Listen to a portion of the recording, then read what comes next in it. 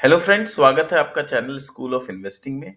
और आज जिस सेशन को हम आगे बढ़ाने जा रहे हैं, जो हमने लास्ट सेशन में स्टार्ट किया था, हमारा टॉपिक कि how to analyze a mining business, और उसी सीरीज को आगे बढ़ाते हुए आज सेशन 2 है। तो मैं रिक्वेस्ट करूंगा, अगर आप डायरेक्टली सेशन 2 पे लैंड अप किए हैं तो आई वुड रिक्वेस्ट यू कि आप सेशन 1 जो है हमारा उसको देखिए। होगा तो मैं लिंक ऊपर आई बटन में दे दूंगा, तो उससे भी आपको इजी होगी। और एक प्लेलिस्ट हमने क्रिएट किया है इसका, तो प्लेलिस्ट में आपको सेशन बाय सेशन पूरा मिल जाएगा कि माइनिंग बिजनेस को कैसे एनालाइज करते हैं। तो चलिए आगे बढ़ते हैं सेशन 2 में और समझते हैं कि सेकंड फैक्टर वो ऐसा क्या है जो कि माइनिंग बिजनेस को इम्पैक्ट करता है। तो मैं अपना स्क्रीन शेयर करता हूं और अपने आगे बढ़ते हैं।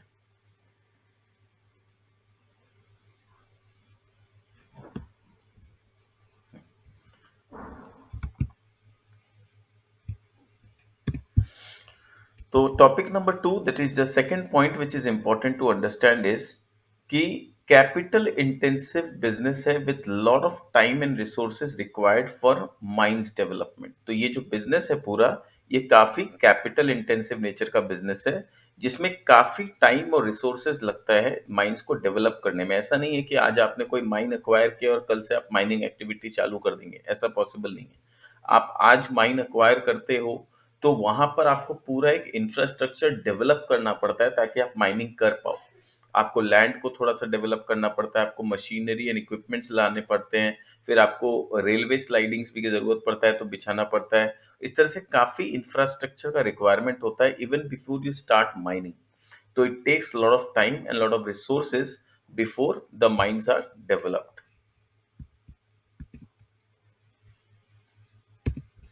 तो mining companies need to spend lot of money and time to develop mines. तो जो माइनिंग कंपनी है उनको काफी टाइम स्पेंड करना पड़ता है, काफी मनी स्पेंड करना पड़ता है, टाइम स्पेंड करना पड़ता है माइंस को डेवलप करने के लिए।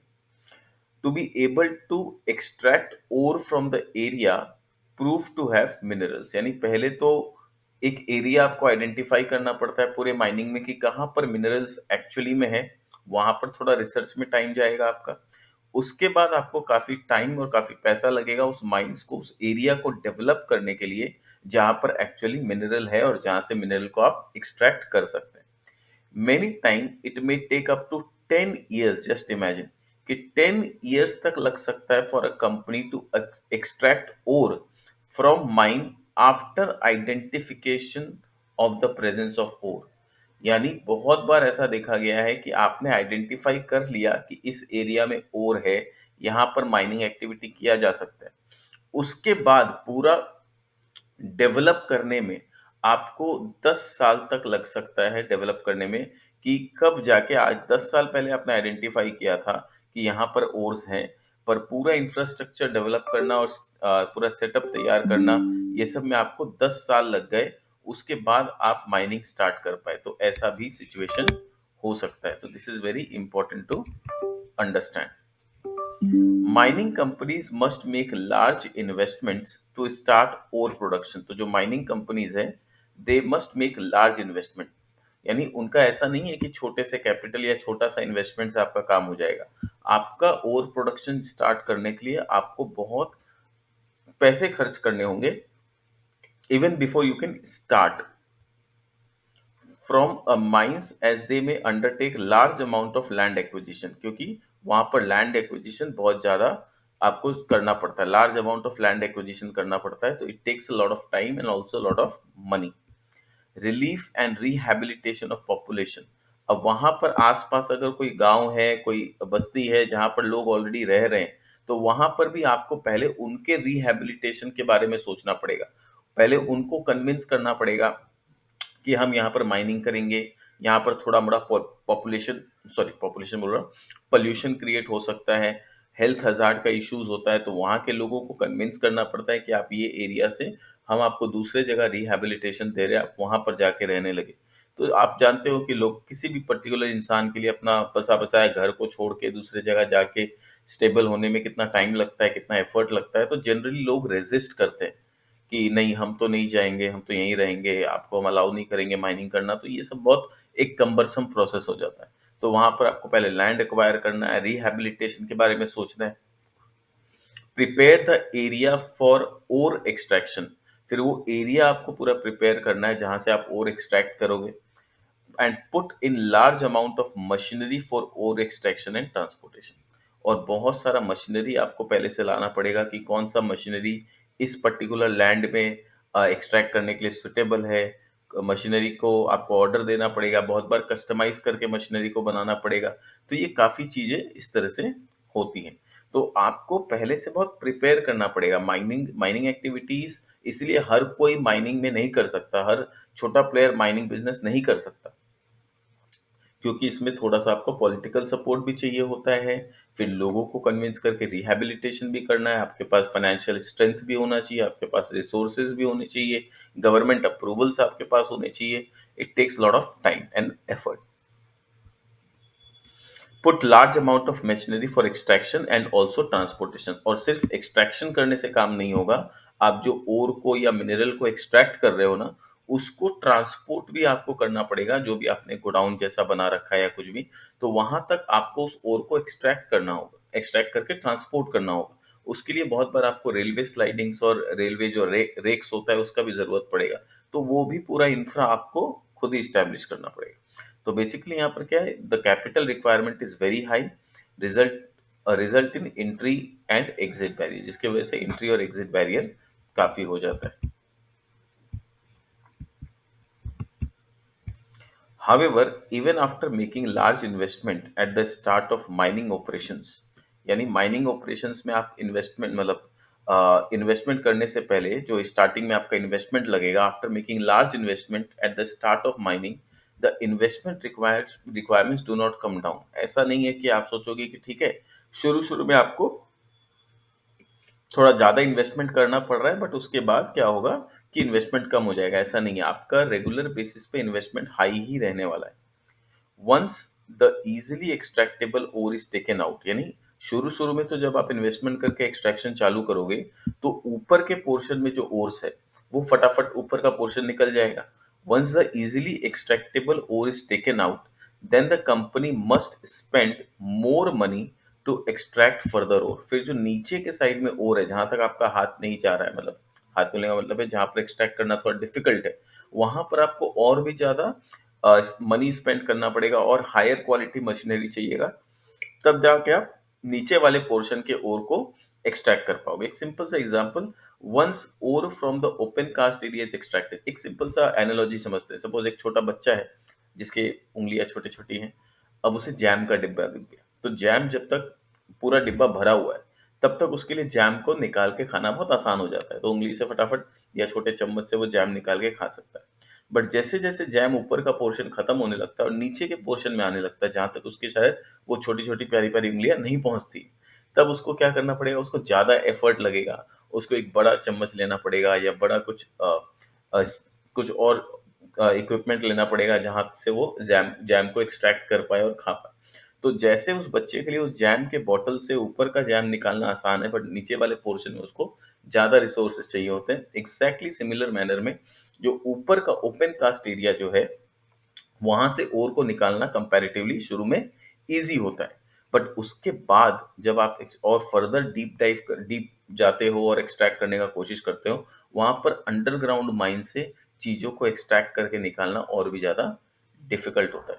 तो कुछ इंटरेस्टिंग मजा आ रहा है ना? तो उम्मीद करता हूँ कि इस तरह के सेशंस आपको पसंद आते होंगे, और इस तरह का नॉलेज आपके आपके वैल्यू एडिशन में बहुत काम करेगा। अगर आप सीरियस इन्वेस्टर हो, स्टॉक मार्केट में प्रॉपर्ली रिसर्च करके ही अपना पैसा लगाते हो, तो इस तरह का कोर्सेज जो है, इस तरह के सेशंस आपके लिए काफ़ी यूज़फुल होने वाले हैं। अगर आपके लिए यूज़फुल हो रहे हैं तो इस वीडियो पे लाइक बटन दबा दीजिए, ताकि हमें भी कमेंट करके बताइए कि आपको कैसा लग रहा है और किस तरह का कंटेंट आप देखना चाहेंगे, ताकि हमें भी आइडिया हो कि हम जो ये एफर्ट ले रहे हैं उससे आपको कोई बेनिफिट हो रहा है या नहीं। और अगर आप सीरियसली इस तरह का और भी कंटेंट देखना चाहते हैं और भी नॉलेज एक्वायर लेना चाहते हैं और एक सिस्टमैटिक मैनर में एक पूरा स्ट्रक्चर्ड वे में रिसर्च को सीखना चाहते हैं, तो हमने आपके लिए कोर्स डेवलप किया है। उसके लिए आप हमारे वेबसाइट को विजिट कर सकते हैं www.schoolofinvesting.org। वहाँ पर पूरे कोर्सेज है, यहाँ पर हमने काफ़ी ऐसे सेक्टर्स को ब्रेक डाउन करके कवर किया है। पीएल बैलेंस शीट कैसे देखते हैं, पीएल को, फाइनेंशियल स्टेटमेंट को, कैश फ्लो को कैसे एक दूसरे से रिलेट करके चेक किया जाता है, ये सारा कुछ उस कोर्सेज में सिखाया है। चलिए मैं आपको अपने वेबसाइट में ले चलता हूँ। तो ये हमारा वेबसाइट है www.schoolofinvesting.org। आप यहाँ पर आ सकते हैं और यहाँ पर आप कोर्सेज अवेल कर सकते हैं। ये आपके लिए डिजाइन किया हुआ है। ये सारे कोर्सेज मैंने डिजाइन किया ताकि एक रिटेल इन्वेस्टर किस तरह से मार्केट में प्रॉपर नॉलेज के साथ इन्वेस्ट कर सकता है और अपने पैसे को मार्केट में लूज करने से बचा सकता है। तो अगर आपको इस तरह का सेक्टोरल नॉलेज चाहिए तो आप ये वाला हमारा जो कोर्स है ना, how to analyze different sectors, आप इसको सब्सक्राइब कर सकते हैं। इसका प्राइस भी बहुत रिजनेबल मैंने रखा है। मैंने कोई ओवर चार्जिंग या ऐसा कुछ नहीं किया है, कोई गिमिक करने का कोशिश नहीं है। बहुत सिंपल, स्ट्रेट फॉरवर्ड, बहुत कम प्राइस पे मैंने कोर्स को रखा है। आप जब ये कोर्स को अवेल करेंगे ना, आप रियलाइज करोगे कि इसमें जो नॉलेज है, जो डेप्थ है इंडस्ट्री का, वो आपके लिए कितना फायदेमंद होगा जब आप इंडिविजुअल स्टॉक्स में इन्वेस्ट करने का कोशिश करोगे, उसके बारे में स्टडी करने का कोशिश करोगे। मैं आपको थोड़ा सा एक दिखाना चाहता हूँ क्या क्या सेक्टर्स हमने इसमें कवर किया है। सपोज यहाँ पर आप गेट दिस कोर्स करना चाहते हो, तो यहाँ पर आप देख सकते हो क्या क्या कोर्स अवेलेबल है। इसके कंटेंट को आप देखना चाहते हो तो आप इसके कंटेंट को देख सकते हो कि इसमें क्या क्या कंटेंट हमने डाला है। तो सेक्टर एनालिसिस का एक फोल्डर है, उसमें आप कौन कौन सा सेक्टर हम कवर किए हैं उसमें आप देख सकते हैं कि टेक्सटाइल सेक्टर, जिस तरह से हम ये स्टील सेक्टर का पढ़ रहे हैं, अगर आपको ये लगता है कि स्टील सेक्टर का जो हम पढ़ाई कर रहे हैं उससे आपको एक्चुअली में कुछ बेनिफिट हो रहा है, कुछ वैल्यू एडिशन हो रहा है, कुछ ऐसा नॉलेज मिल रहा है जो आपको आगे चल के बहुत हेल्प करने वाला है, तो आप फिर इस तरह का कोर्स को सब्सक्राइब कर सकते हैं, जहां पर आपको टेक्सटाइल सेक्टर के बारे में पूरा जानने मिलेगा, cement sector, paper sector, wind power, agrochemical sector, और फिर होटल बिजनेस के बारे में आपको जानने मिलेगा। और स्टील सेक्टर अभी हम लोग साथ में पढ़ रहे हैं तो वो भी यहाँ पर ऐड हो जाएगा इवेंचुअली। और भी 3 4 5 सेक्टर्स हम इसमें ऐड करेंगे। तो जितने ज्यादा सेक्टर्स हम इसमें कवर करेंगे ना, आपको उतना ज्यादा वैल्यू मिलेगा। आपका नॉलेज लेवल उस डेप्थ तक जाएगा जहां पर आपको फिर स्टॉक मार्केट में इन्वेस्टिंग करने में डर नहीं लगेगा, आपको कंफ्यूजन नहीं होगा। आप एब्सोल्यूट क्रिस्टल क्लियर वे में आप चीजों को समझ पाओगे और मार्केट में इन्वेस्ट कर पाओगे। बहुत सारे आपको फ्री वीडियोस जैसे कि मैं कर रहा हूँ यूट्यूब में भी मिलेंगे, बट आपको एक स्ट्रक्चर्ड वे में प्रॉपर आपको एक एक इंडस्ट्री के बारे में जानना है तो ये कोर्स आपके लिए। और अगर आप ट्रेडिंग करना चाह रहे हैं, इंट्राडे ऐसा कुछ रिकमेंडेशन मेरे से एक्सपेक्ट कर रहे हैं, तो ये चैनल उस पर्पस के लिए है ही नहीं। This channel is only for educational purpose. And जो सीरियसली इन्वेस्ट करना चाहते हैं मार्केट में, एक लॉन्ग टर्म अच्छा पोर्टफोलियो बिल्ड करना चाहते हैं, दिस चैनल इज फॉर दोस्त। अगर आप ट्रेडिंग की उम्मीद से आए हैं या इस उम्मीद से आप आ रहे हो कि इस कोर्स में मुझे कुछ रिकमेंडेशन मिल जाएगा, then you are in a wrong place. This is only for educational purpose. और इस वीडियो में भी मैं डिस्क्लेमर देना चाहूंगा, अगर हम किसी कंपनी का एग्जाम्पल भी ले रहे हैं, that is only for educational purpose. There is no intention कि आपको मैं किसी तरह का कोई रिकमेंडेशन दूं। It is totally education. अगर आप एक बार सीख गए ना, तो आपको किसी के रिकमेंडेशन की जरूरत ही नहीं पड़ेगी। मैं तो चाहता हूं कि आप जैसे इंडिविजुअल इन्वेस्टर्स को किसी के रिकमेंडेशन की जरूरत ना पड़े। आप उस लेवल पे अपने नॉलेज को ले जाएं कि आप दूसरों को रिकमेंड करने लायक बने, आपको किसी से कुछ मांगने की जरूरत ना पड़े। That is what my aim is, that is what my mission is through school of investing. अगर आपको लगता है कि इस मिशन में आप कंट्रीब्यूटर बन सकते हैं या आप इस मिशन का पार्ट बन सकते हैं, इससे बेनिफिट ले सकते हैं, then this course is for you.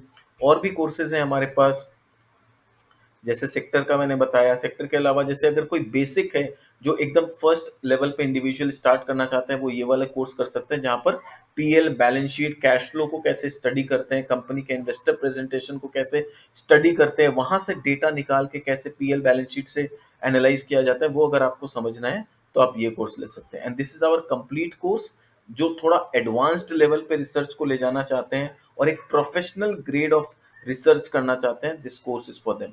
अगर कोई ये कोर्स सब्सक्राइब कर रहे हैं तो उनको ये 2 कोर्स लेने की जरूरत नहीं है, because these 2 courses are already included in this. तो either you can go for this, जहां पर ऑलरेडी आपको ये दोनों कोर्स मिल जाएगा, और एल्स आप इन दोनों में से कोई एक ले सकते हैं फॉर द स्टार्टिंग। चलिए अब आगे बढ़ते हैं और इस सेशन को कंटिन्यू करते हैं। तो देखते हैं कि और क्या क्या चीजें हैं यहाँ पर जो हम समझ सकते हैं। For example, once the ore from the open cast area is extracted, then company may have to develop underground mines. तो कंपनी को फिर अंडरग्राउंड माइंस को डेवलप करना पड़ता है, where it is expensive to extract the ore, जहां पर एक ओर को एक्सट्रैक्ट करना बहुत ज्यादा एक्सपेंसिव हो जाता है। As the operation of the mine continuously deplete the existing ore reserves in the mine, तो जैसे जैसे आप ऑपरेशंस करते जाते हो, एक्सट्रैक्शन करते जाते हो, ऊपर का पोर्शन से माइनिंग खत्म होने लगता है। यानी माइनिंग होते होते ऊपर के में पोर्शन में जो ओर्स होते हैं ओपन कास्ट में, वो धीरे धीरे खत्म होने लगते हैं, और फिर अंडरग्राउंड आपको मेंटेन करना पड़ता है। The mining company must continuously find new ore reserves, इसलिए माइनिंग कंपनी को चाहिए कि वो कंटिन्यूअसली न्यू ओर रिजर्व्स को फाइंड आउट करते रहे, कि ये वाला पोर्शन का तो हमने सारा एक्सट्रैक्ट कर लिया, अब नए माइंस को देखना है। तो नए माइंस को एक्सट्रैक्ट, फिर नए माइंस को डेवलप करना है। तो यानी आपका बिजनेस ऐसा है जहां पर कंटिन्यूअसली आपको केपेक्स करते रहना पड़ेगा, क्योंकि जितना केपेक्स आपने किया और इस माइन को डेवलप करने में खर्चा किया, उसके बाद 2 साल, 5 साल, 10 साल तक आपने माइनिंग किया, तब तक क्या हो गया, ये माइन खत्म हो गया, आपको अब सेम मेहनत दूसरे माइन में करना है जहां पर आपको दूसरा रिजर्व्स मिला। पहले तो आपको कंटिन्यूअसली रिसर्च करते रहना है, ढूंढते रहना है कि और कहाँ कहाँ माइंस है। गवर्नमेंट अप्रूवल के लिए जो भी फाइलिंग करना है, वो सारे प्रोसेस आपको स्टार्टिंग से ही करते रहना है। फिर गवर्नमेंट अगर सेटिस्फाई हुआ और आपको दूसरा माइंस अलॉट हुआ, तो फिर वहां पर फिर डेवलपमेंट करना है। उसको डेवलप करने में 5 से 7 साल लग जाएंगे। तो जब तक 5 से 7 साल में वो वाला माइन डेवलप होगा, तब तक ये माइंस पूरा एक्सट्रैक्ट होकर खत्म हो चुका होगा शायद। तो इस तरह से ये कंटिन्यूअस प्रोसेस है जहां पर आपको इन्वेस्टमेंट करते रहना पड़ेगा। So it is a very highly capital intensive nature of business. You have to find the new ore reserves to maintain the scale of business operation. This process of finding and developing new reserves requires further investment. तो आपको continuously basis पे नए नए reserves को find करते रहना है, उसको डेवलप करते रहना है, जिसमें आपको बहुत सारे रिजर्व्स का जरूरत, मतलब न्यू रिजर्व्स के लिए आपको इन्वेस्टमेंट का जरूरत पड़ेगा, thereby increasing the capital intensity of mining operation. तो इसीलिए कोई भी माइनिंग बिजनेस जो है, उसमें कैपिटल का रिक्वायरमेंट बहुत ज्यादा हो जाता है। इसीलिए आप देखोगे माइनिंग बिजनेस में कोई छोटे मोटे प्लेयर्स जल्दी से इंटर नहीं कर पाते हैं, और अगर वो जोश में आके इंटर कर भी लेते हैं ना, तो उनके पास अगर फाइनेंशियल स्ट्रेंथ ना हो, तो वो बहुत ज्यादा लॉन्ग टर्म सर्वाइव नहीं कर पाते हैं। माइंस उन्होंने ले लिया, बट माइंस को डेवलप करने के लिए पैसा ही नहीं है, और पैसा नहीं है बट माइंस को डेवलप किए बिना तो पूरा पैसा डूब जाएगा, आपने जो शुरू में इन्वेस्टमेंट किया।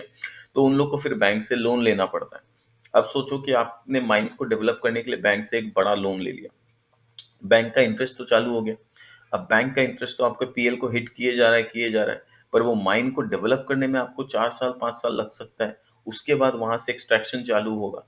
तो वो 4-5 साल में तो आपने जो लोन लिया, वो ब्याज जोड़ के हो सकता है ऑलमोस्ट डबल तो नहीं, but it will be nearing the double. 5-7 साल में अगर आपने 8%, 9% पे ब्याज पे लिया है रुपया, तो क्या होगा, अगर वो कंपाउंड होते जा रहा है, फॉर एग्जाम्पल अगर आपके पास कैश फ्लो अभी नहीं है, तो आप इंटरेस्ट पेमेंट नहीं कर पाओगे टाइमली, वो लोन कंपाउंड होते चला जाएगा। तो 5-7 साल अगर आपको लग गया माइंस को डेवलप करने में, तो आपका लोन का वैल्यू वैसे ही डबल हो जाएगा। तो जब तक वो लोन का वैल्यू डबल होगा, और माइनिंग में ऐसा कोई हाई मार्जिन तो होता नहीं है, बहुत ज्यादा मार्जिन आपको मिलता नहीं है प्रॉफिट का, तो लोन आपका डबल हो गया, इंटरेस्ट पेमेंट भी डबल हो जाएगा, और फिर माइनिंग से जो पैसा आएगा वो ईपीएस में उतना ज्यादा कन्वर्ट नहीं हो पाएगा। तो ये बहुत चैलेंजेस हैं छोटे प्लेयर्स के लिए, जिनके पास अपना फाइनेंशियल स्ट्रेंथ नहीं है वो डेवलपमेंट को 4-5 साल देने के लिए। तो इसीलिए आप देखोगे माइनिंग में जनरली जो छोटे प्लेयर्स होते हैं, जो बहुत ज़्यादा डेट पे रिलाई करते हैं, उनके पास खुद का कैपिटल नहीं होता है, वो लोग के लिए सर्वाइव करना बहुत डिफिकल्ट हो जाता है इस बिजनेस में। Even after closure of mine, जब माइन क्लोजर भी हो जाता है, the mining company must spend resources for the restoration of natural environment. और ऐसा नहीं है कि माइनिंग किया और बोरिया बिस्तर उठा के चल दिए, इट्स नॉट दैट इजी। आपको पहले माइंस को डेवलप करना है, डेवलप करके जो भी एक्सट्रैक्शन आप कर सकते हो, 5-10 साल, 20 साल, जितना भी आपको अवेलेबल है उतना किए, और फिर जब माइंस खत्म हो गया, तो ऐसा नहीं ऐसे खुला छोड़ छाड़ कर चल दिया बोरिया बिस्तर उठा के, ऐसा नहीं होता। आपको फिर उस माइन का क्लोजर के बाद आपको दोबारा इन्वेस्टमेंट करना है, अपने रिसोर्सेज स्पेंड करते हैं, करना है, ताकि आपने जो वहाँ के नेचुरल इन्वायरमेंट को माइनिंग ऑपरेशंस के लिए खराब किया था इन 5 साल, 10 साल, दोबारा से वो एरिया में अब आपको नेचुरल रिस्टोरेशन करना है। यानी वो माइंस को पूरा दोबारा से कवर करना है, वहाँ मिट्टी पूरा अच्छा से लगाना है, वहाँ पर जो भी प्लांटेशन आपने डिस्ट्रॉय किया था, दोबारा से वो सारा प्लांटेशन एक्टिविटी दोबारा से करना है, which aids to capital intensiveness of mining operation. और इसकी वजह से क्या होता है, आपका कैपिटल रिक्वायरमेंट, आपका जो पैसा खर्च करना है, इन्वेस्टमेंट है, वो और भी ज्यादा बढ़ जाता है, क्योंकि क्लोजर के बाद भी आपको इन्वेस्टमेंट करना है। यानी जब तक माइन जिंदा है तब तक तो खर्चा करना ही है आपको, और माइंस खत्म होने के बाद भी उसको दोबारा से रिस्टोर करने में आपको खर्चा करना है। तो आप समझ जाओ कि it is such A high capital intensive nature of business. In fact, the large equipment of capital to establish and run mining operations, as well as a very long lead time to develop new mines, presents a significant challenge to the new entrants in the mining operations and in turn act as an entry barrier। तो ये business का challenges तो आपने देख लिया कि कितना आपको कैपिटल इंटेंसिव नेचर है, कंपटीशन बहुत ज़्यादा है, आपको बहुत ज़्यादा प्राइसिंग पावर नहीं है because it is a commoditise nature of business. तो ये चैलेंजेस है। बट अगर आप इस बिजनेस में एक बार उतर गए और अपने आप को स्टैब्लिश कर लिए, तो आपका एडवांटेज ये है कि आपके पास बहुत ज़्यादा, और एंट्री जो कॉम्पिटिटर्स का एंट्री है that is not that easy. हर कोई आके आज माइनिंग ऑपरेशन स्टार्ट नहीं कर सकता। इसलिए आप देखो जो अच्छी अच्छी बड़ी बड़ी माइनिंग कंपनीज हैं वो आज 50-50 साल से बिजनेस कर रही है। क्यों? क्योंकि जल्दी से इतने न्यू एंट्रेंट्स मार्केट में नहीं आ पाते आपको compete करने के लिए, क्योंकि इतना कैपिटल इंटेंसिव नेचर है, आपको इन्वेस्टमेंट इतना करना पड़ेगा और फिर लीड टाइम इतना ज़्यादा है, 4 साल 5 साल 10 साल लग सकता है आपको खाली अपने माइंड्स को डेवलप करने में। तो इतना साल तक बिना प्रॉफिट के, बिना कैश फ्लो के बिजनेस को चलाना हर किसी के बस की बात नहीं है। तो in terms of high capital requirement, the greater risk associated with operations, mining companies are usually compensated by high operating margin। तो इसीलिए क्या होता है, तो इतना ज़्यादा जो कैपिटल आपका रिक्वायरमेंट है, आपका रिस्क इतना ज़्यादा है, ये एसोसिएटेड होता है माइनिंग कंपनीज का जो ऑपरेटिंग मार्जिन होता है वो अच्छा खासा होता है। तो इनको ऑपरेटिंग मार्जिन काफ़ी अच्छा मिलता है। अब ये ऑपरेटिंग मार्जिन ईपीएस में कन्वर्ट हो पाए उसके लिए ज़रूरी क्या है कि आपके बुक्स में ज़्यादा डेट ना हो। डेप्रिसिएशन तो देखिए जो होना है वो होगा, बट डेप्रिसिएशन जो होता है वो उतना ज़्यादा कैश फ्लो को इम्पैक्ट नहीं करता है। कैश फ्लो को इम्पैक्ट करेगा आपका इंटरेस्ट पेमेंट। तो इंटरेस्ट पेमेंट तभी होगा अगर आपने बैंक से बहुत बड़ा कर्जा ले रखा है, लोन ले रखा है। तो इसीलिए जब भी एज एन एनालिस्ट आप किसी भी इस तरह का माइनिंग कंपनीज को एनालाइज करने बैठे तो इस चीज पे जरूर ध्यान दें कि उनका जो बिज़नेस है, उस बिज़नेस में बहुत ज़्यादा डेट तो नहीं लिया हुआ है। इतना डेट, इंटरेस्ट पेमेंट इतना ज़्यादा तो नहीं हो जा रहा है कि वो पूरा उनका ऑपरेटिंग प्रॉफिट को खा जा रहा है। ऑपरेटिंग मार्जिन्स अच्छे होते हैं, प्रॉब्लम कहाँ आता है, वो सारे ऑपरेटिंग प्रॉफिट को इंटरेस्ट खा जाता है। तो क्या है, बॉटम लाइन तक या ईपीएस तक वो बेनिफिट पहुँच नहीं पाता है। ये आपको चेक करना है कि कौन-सी कंपनी है जिसका डेट बर्डन कम है, इंटरेस्ट पेमेंट कम है और जिसका ऑपरेटिंग प्रॉफिट पैट में कितना पोर्शन कन्वर्ट हो पा रहा है। अगर किसी कंपनी का ऐसा है जिसका 75 70 to 80% of their operating profit is getting converted into PAT, तो that is a very healthy sign. तो ये सब चीज आपको ध्यान रखना है जब आप किसी भी माइनिंग कंपनीज को स्टडी करें। So this was about second point कि हमने कवर किया कि किस तरह से ये कैपिटल इंटेंसिव नेचर नेचर है इस बिजनेस में। थर्ड सेशन में जब हम आएंगे तो हम कवर करेंगे कि इस बिजनेस में सिक्लिकलिटी एलिमेंट जो है वो कैसा है, और वो सिक्लिकलिटी एलिमेंट इस बिजनेस को किस तरह से एक चैलेंज प्रोवाइड करता है। That will cover in session 3। तो इस तरह से हम एक एक जो फैक्टर है ना उसको सेशन बाय सेशन कवर करेंगे, और आप हर सेशन हमारे प्लेलिस्ट में जाके देख सकते हैं। जैसे जैसे हम उसको अपलोड करते जाएंगे वीडियोस को, आपको प्लेलिस्ट में मिलते जाएगा। उम्मीद कर रहा हूँ आपको पसंद आ रहा हो। अगर आपको ये सेशंस अच्छे लग रहे हैं, नॉलेज मिल रहा है, आपको लगता है कुछ अच्छा सीखने मिल रहा है, वैल्यू एडिशन हो रहा है, तो इस वीडियो को लाइक करें और हमारे वेबसाइट को विजिट करना ना भूलें अगर आप सीरियस इन्वेस्टर हो और सीरियस लर्निंग करके मार्केट में इन्वेस्ट करना चाहते हैं तो। चलिए, thank you for attending this video, this session. मिलते हैं हमारे नेक्स्ट सेशन में नए पॉइंट के साथ। Thank you so much. Bye bye.